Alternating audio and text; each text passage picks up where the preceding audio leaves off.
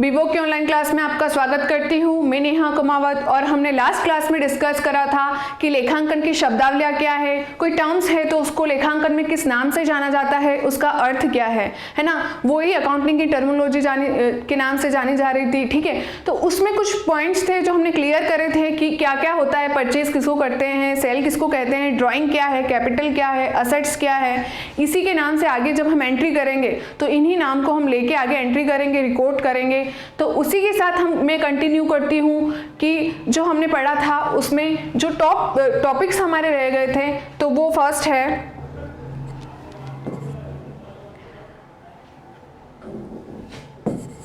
आय व व्यय। व्यय के बारे में हमने पहले ही डिस्कस कर लिया था, खर्चे होते हैं। तो आज हम डिस्कस करते हैं आय। आय को इंग्लिश में कहा जाता है इनकम।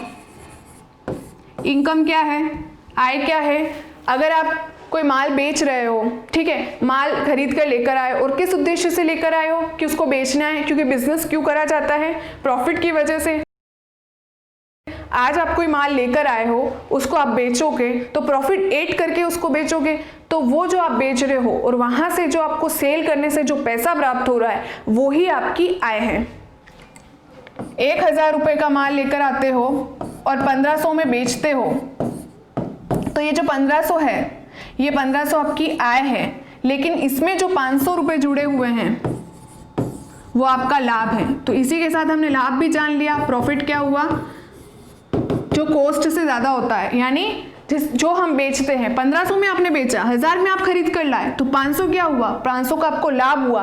तो यही तो बिजनेस है, यही बिजनेस है कि खरीद कर लाना, बेचना, लेकिन किसको ऐड करके, प्रॉफिट को ऐड करके। अब जिस चीज में वो खरीद के लाएगा और उसी चीज में वो बेचेगा तो वो प्रॉफिट थोड़ी हुआ, और वो बिजनेस भी नहीं है, तो वो कमाएगा क्या, है ना। तो कमाएगा क्या, तो उसी लिए प्रॉफिट के लिए वो बिजनेस कर रहा है, तो प्रॉफिट को लाभ कहेंगे। और उसी तरह वो 1500 रुपए जो आ रहे हैं वो हमारी आय कहलाएगी, ठीक है। उसी तरह आप अपने शॉप है, शॉप का एक हिस्सा आपने रेंट पर दे दिया और एक अपना यूज में ले रहे हो, तो रेंट पर दिया और वो किराया जो आपको प्राप्त हुआ तो वो भी बिजनेस की क्या मानी जाएगी, आय मानी जाएगी। उसी तरह किराया प्राप्त करा, है ना, राइट दोस्तों, किराया प्राप्त करा तो वो किराया प्राप्त करना भी आपकी क्या कही जाएगी, इनकम कही जाएगी, आय कही जाएगी। उसी तरह माल बेचा तो वो जो राशि होगी वो भी आपकी आय कही जाएगी। किराया हो गया, माल हो गया, तो इसी को हम आय कह रहे हैं जो हमें रिसीव हो रही है। उसके बाद आपको डिस्काउंट मिला, है ना, बट्टा मिली, छूट मिली, जो हमने लास्ट डिस्कस करा था, बट्टा या छूट, वो आपको प्राप्त हुई, तो वो भी आपके लिए क्या होगी, आय होगी। तो यहीं के साथ आय और व्यय वाला टॉपिक कंप्लीट होता है। नेक्स्ट है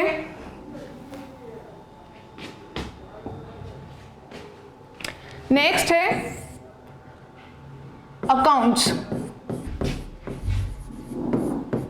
ये अकाउंटिंग नहीं है, अकाउंट्स है। अकाउंट्स मतलब यहां बात हो रही है खाते। खाते क्या होता है, खाते को टी शेप में डिनोट करते हैं। क्यों करते हैं पहले ये समझ लेते हैं। खाते क्या होता है, एक स्टेटमेंट है, एक पेपर है या एक प्लेटफॉर्म है जहां पर ये चीज बताई जाती है कि एक ट्रांजैक्शन के जो दो पक्ष हैं, हमने पहले भी पढ़ा था, द्विपक्षीय अवधारणा पढ़ा था, उसमें ये बताया था कि डेबिट हो रही है, क्रेडिट हो रही है। उसी तरह खाते के भी टी शेप है, उसमें भी एक तरफ डेबिट DR और सेकंड है क्रेडिट जमा के नाम से जाना जाता है। तो टी शेप है, यानी कि स्टेटमेंट है, एक पेपर है, किसी भी पर्सन या किसी भी प्रकृति की जो चीज है वो उसके बारे में, उसके पक्ष के बारे में वो यहाँ पर राशि के तौर पर और डेट के तौर पर बताई जाती है ना। तो ये खाता कहलाता है। आप खाते से आपके मन में क्वेश्चन आ रहा होगा कि मैम बैंक का भी तो अकाउंट होता है। हम बैंक जाते हैं, बैंक में अकाउंट खुलाते हैं, हमें क्या मिलती है, पासबुक मिलती है। तो पासबुक में हमारा क्या होता है, सारा रिकॉर्ड होता है कि हमने कब कितना पैसा निकाला, कितना जमा कराया, चेक कब आया, चेक की कितनी अमाउंट आई। हमने अगर चेक दिया तो वो चेक की राशि भी वहाँ कट जाती है ना। तो हमारे वहाँ क्या होता है, जो पासबुक होती है उसमें डेबिट और क्रेडिट लिखा होता है। और यानी ये अगर सपोज सोहन की पासबुक है, ठीक है। तो सोहन का सिंपल सी बात है कि ये जो बैंक अकाउंट है, ये जो बैंक है इसमें अकाउंट होगा। अब ये तो ठीक है एक सोहन है, उसी तरह बहुत सारे कस्टमर होंगे जो बैंक के ग्राहक होंगे, तो उनके सबके अलग अलग अकाउंट बनेंगे। तो यानी अकाउंट एक पर्सन के बारे में सारी डिटेल एक ही स्टेटमेंट में बता देता है, तो वो खाते कहे जाएंगे। तो मैं इसको आगे भी क्लियर करूंगी कि खाते क्या होता है ना। तो अभी नॉर्मल इसके लिए काफ़ी है कि अकाउंट्स क्या है। अकाउंट्स एक तरह के खाते हैं जिसकी टी शेप होती है, डेबिट क्रेडिट नाम जमा। इनमें क्या लिखा जाता है, कैसे लिखा जाता है, वो आगे एक चैप्टर है उसमें हम क्लियर करेंगे। नेक्स्ट हम इसी के साथ एक और चीज क्लियर करवाती हूँ, वो है विनियोग, इन्वेस्टमेंट। ये क्या होता है?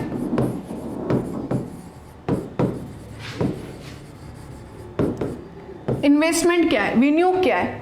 सिंपल सी बात है, जब मैंने मुकेश अंबानी का एग्जाम्पल दिया था, मुकेश अंबानी ने क्या किया था, जियो की कंपनी में, जियो जो आप सभी जिसको जानते हो जियो की फ़ोन के बारे में, तो उस फ़ोन में क्या किया था, सबसे पहले उस कंपनी में इन्वेस्ट किया था। क्या इन्वेस्ट किया था? पूंजी, कैपिटल इन्वेस्ट करी थी, और वही हमने लाइबिलिटी भी मानी थी। तो बस वही जो कैपिटल विनियोग करी, जो अमाउंट लगाया, किस उद्देश्य से लगाया कि फ्यूचर में हमें क्या होगा, प्रॉफिट मिलेगा। यानी आज जितनी हमने पैसा लगाया तो वो फ्यूचर में बढ़ कर के आएगा, वो ही राशि, वो ही अमाउंट विनियोग कहलाती है। ठीक है, विनियोग के पीछे क्या उद्देश्य होता है? भविष्य में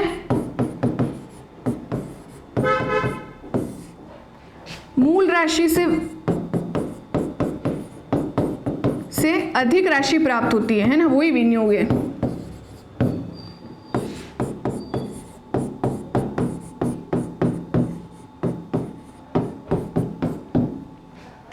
एक एग्जाम्पल के साथ इसको समझते हैं। आपने बैंक एफडी के बारे में सुना है? बैंक एफडी करवाते हैं, एक एफडी होती है फिक्स डिपॉजिट। फिक्स डिपॉजिट क्यों करवाते हैं लोग? फ्यूचर में पैसे डबल हो जाएं, या डबल तो नहीं होते हैं पर एक ज़्यादा राशि मिल ही जाती है मूलधन से, है ना। उसमें क्या होता है, जैसे गीता बबीता दोनों सिस्टर, ये दंगल वाली गीता बबीता नहीं है। ये गीता बबीता क्या करती है, अपनी सेविंग करती है, और सेविंग में इकट्ठा करके 5 लाख रुपए सेविंग कर लेती है दोनों। तो क्या करते हैं, ये सोचती है कि 5 लाख अभी भी वैसे ही पड़े हैं जैसे बैंक में पड़े हैं, क्या करें कि ये थोड़ा सा अमाउंट बढ़ा हुआ मिले। तो ये दोनों दिमाग लगाती है और ये क्या करती है, इसकी एफडी करवा देती है। एफडी क्या कर देती है, फिक्स डिपॉजिट। ठीक है, फिक्स हो जाती है अमाउंट एक अवधि के लिए। तो ये सोचती हैं 2 साल के लिए क्या करें, इस 5 लाख को बैंक में एफडी करवा देते हैं, और जब 2 साल पूरे हो जाएंगे तो हमें इस पर क्या मिलेगा, ब्याज मिलेगा। क्या मिलेगा, ब्याज मिलेगा।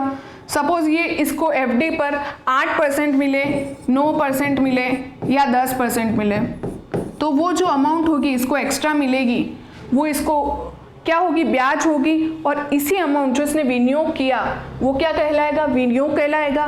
यानी भविष्य में मूल राशि से अधिक राशि प्राप्त हो, विनियोग का मुख्य उद्देश्य यही होता है। तो इसको ही इन्वेस्टमेंट कहा जाता है। इन्वेस्टमेंट के बाद हम क्लियर करते हैं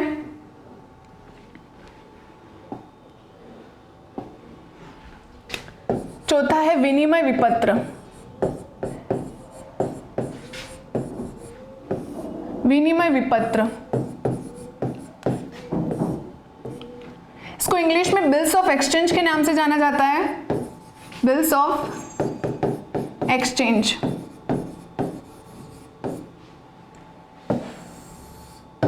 बिल्स ऑफ एक्सचेंज के नाम से जाना जाता है। क्या है बिल्स ऑफ एक्सचेंज? विनिमय यानी लेना और देना, है ना। विनिमय का मतलब होता है लेना और देना।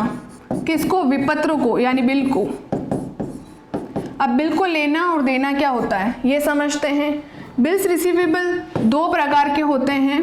एक होता है बिल्स ऑफ एक्सचेंज दो तरह के होते हैं, एक फर्स्ट होता है bills of receivable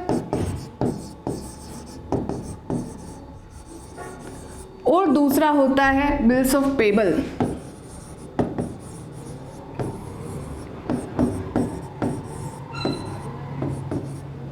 bills of payable तो विनिमय पत्र लेना देना, बिल का लेना देना। तो फर्स्ट है बिल्स ऑफ रिसीवेबल, जिसको हिंदी में प्राप्त या प्राप्य बिल कहा जाता है, प्राप्य। और दूसरा कहा जाता है देय बिल। इसको और भी अन्य नामों से बुक डेट,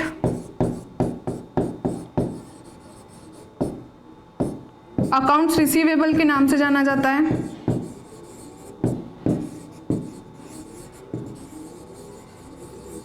वहीं इसी को अकाउंट्स रिसीवेबल के नाम से जाना जाता है।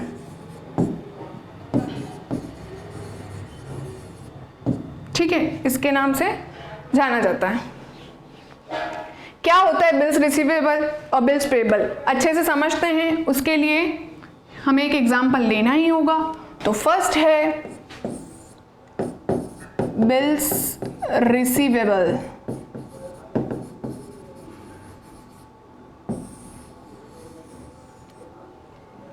प्राप्य बिल।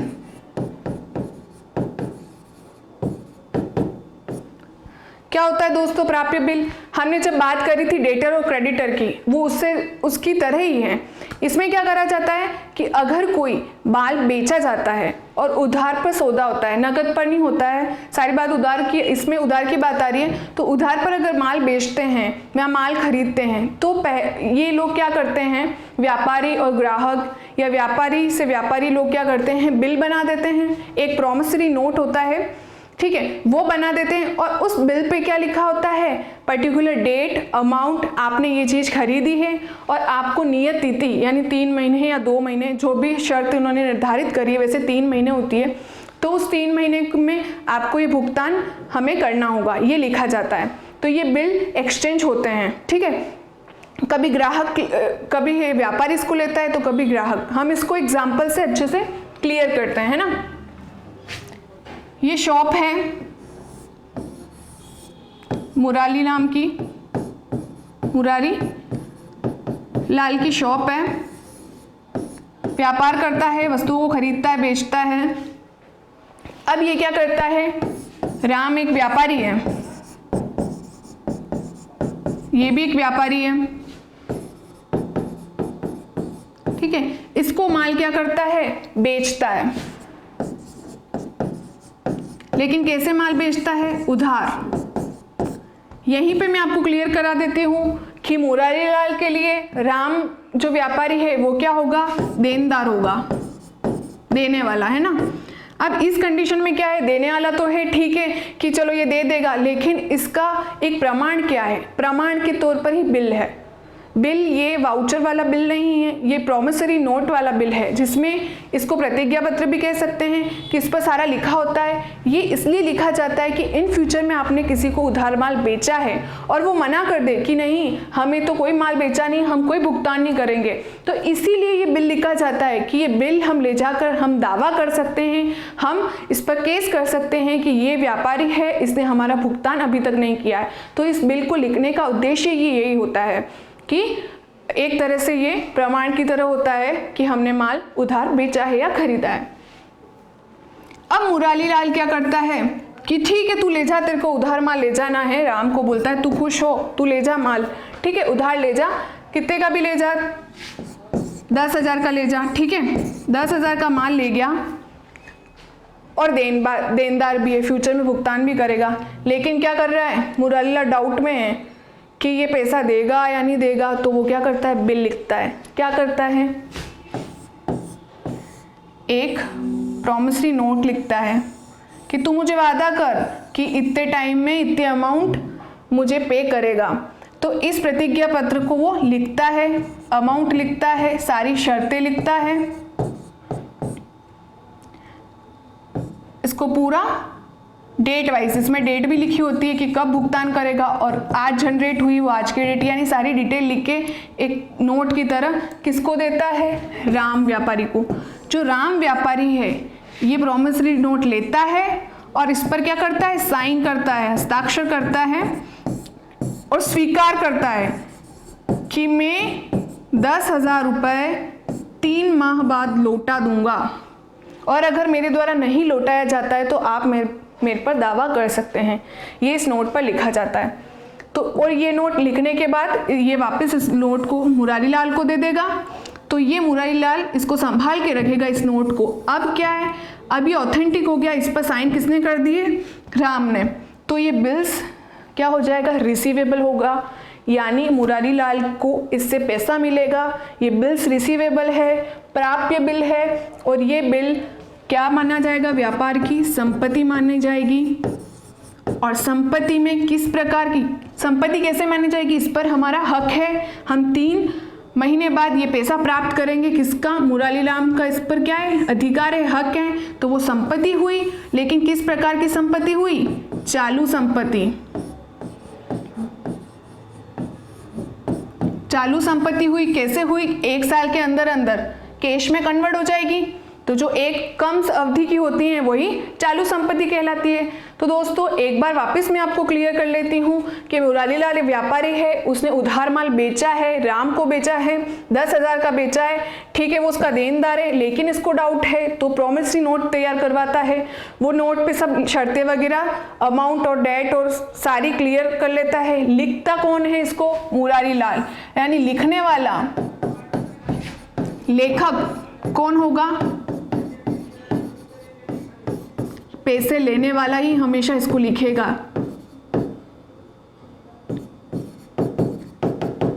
लेखक कौन होगा, लेने वाला। और स्वीकार करने वाला कौन होगा, स्वीकारकर्ता कौन होगा, देनदार।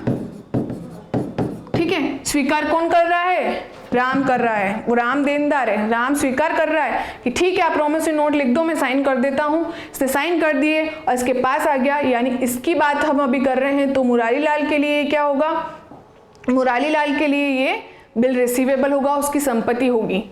उसी के साथ आपके मन में सवाल आएगा कि ठीक है मैम, ये तो बिल्स रिसीवेबल हो गया है कि हमने प्राप्त करा है, तो बिल्स पेबल क्या होगा, बिल्स पेबल होगा देयबिल।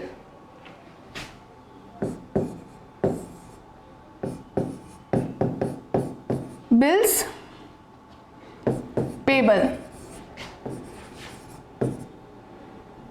देयबिल।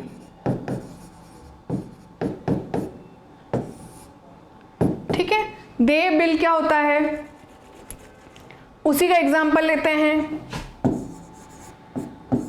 मुरारी लाल का व्यापारी है, ठीक है, हम जो भी ट्रांजैक्शन करेंगे बुक्स में रिकॉर्ड करेंगे, हम व्यापार को ध्यान में रख के करेंगे।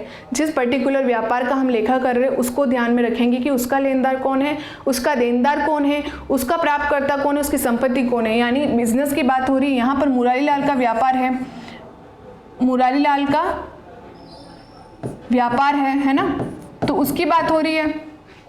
अब ये क्या करता है, उधार माल क्या करता है, बेचता है।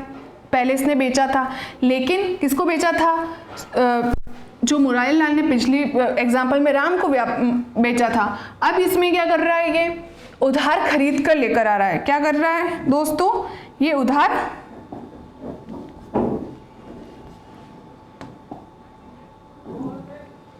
उधार खरीद कर लेकर आता है। जरूरी थोड़ी उधार बेचेगा, खरीद भी कर सकता है, क्योंकि इसकी कंडीशन अगर अभी नहीं है तो उधार खरीद रहा है, ये उधार खरीदेगा। ठीक है, उधार खरीदेगा। सपोज उधार इसने खरीदा कृष से, कृष व्यापारी है, उससे खरीदा है, उससे खरीद कर लेकर आया है। ठीक है, अब क्या होगा, कृष को भी डाउट है कि मैं उधार तो दे रहा हूं इसको, 15,000 रुपये का माल उधार दे तो रहा हूं, ये उधार खरीद तो लेकर आ रहा है।